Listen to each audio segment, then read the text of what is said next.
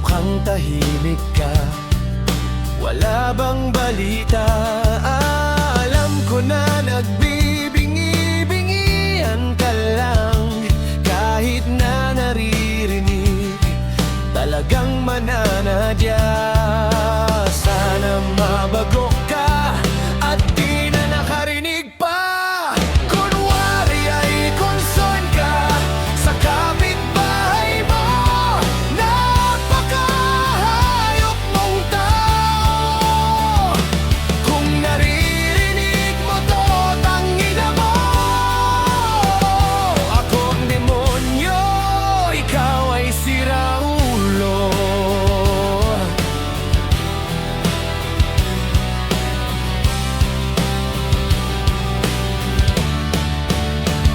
Mahilig ka manadya at mangkutya.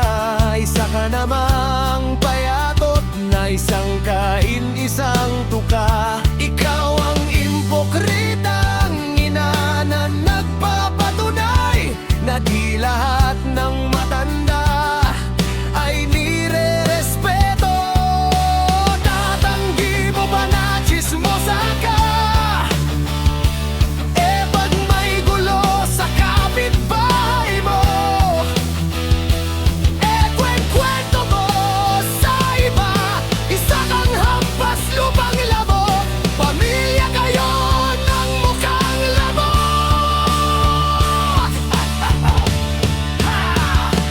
Tandaan mo na di ka totoo.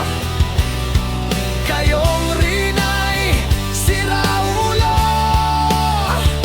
Kayo ang unang nawalan ng respeto.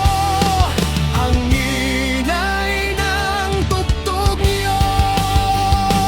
At kunwaring may pake kayo sa ibang tao, ulitin ko, sana mabingi ka at di na makarinig pa. Sa ingay ng tugtog at motor nyo, wala na kaming marinig.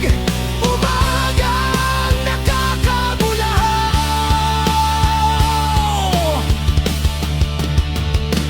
Pag kami ang gumawa ng ingay, ang dami nyong binubulong, ang dami nyong sinasabi. Kaya putang ina mo, mabingi ka sana. Alam kong naririnig